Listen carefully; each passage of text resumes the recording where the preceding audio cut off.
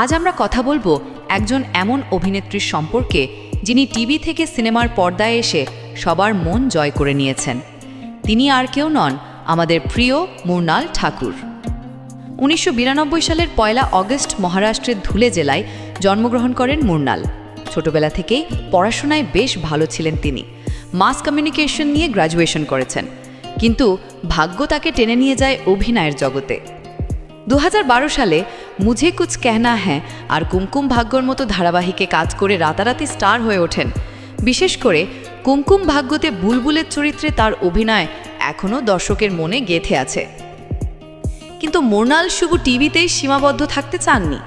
২০১৯ সালে লাভ সোনিয়া দিয়ে বলিউডের ডেবিউ, তারপর সুপার 30, ব্যাটালিয়ন 609, ধামাকার মতো ছবিতে দুর্দান্ত অভিনয়, আর ২০২২-এ সীতারামম ছবিতে সীতা মহালক্ষ্মীর চরিত্রে এমন অভিনয় করলেন যে পুরো দক্ষিণ ভারত তার ভক্ত হয়ে গেল।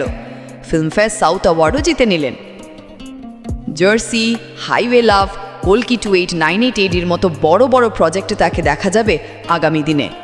শুধু অভিনয় নয়, তার সাধারণ জীবনযাপন, ফিটনেসের প্রতি ভালোবাসা আর সোশ্যাল মিডিয়ার সরল হাসিটা সবাইকে মুগ্ধ করে।